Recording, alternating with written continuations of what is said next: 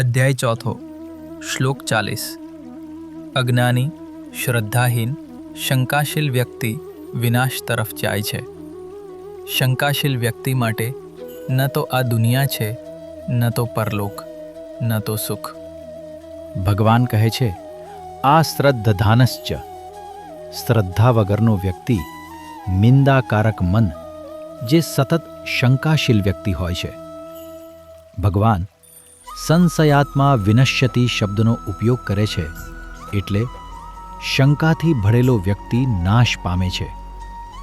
કોઈપણ જાતનો એકતરફી બૌદ્ધિક વિકાસવાળો વ્યક્તિ આખી વસ્તુ સમજ્યા વગર નિંદા કરે છે.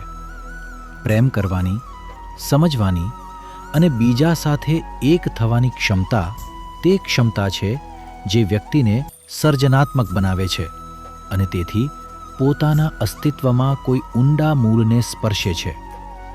તેથી શ્રી કૃષ્ણએ 3 પ્રકારનો ઉલ્લેખ કર્યો હતો: અજ્ઞાની, અવિશ્વાસી અને શંકાઓથી ભરેલો વ્યક્તિ. તે બધા એકબીજા સાથે જોડાયેલા છે.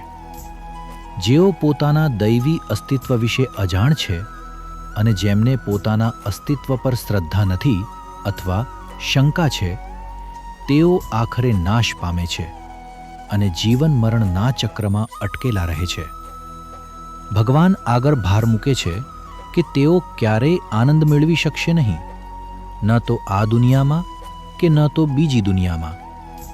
આનો અર્થ એ થાય છે કે તેઓને ક્યારેય સાચો આનંદ ક્યાંય પણ મળી શકતો નથી, ન તો અહીં અને ન તો અહીં પછી.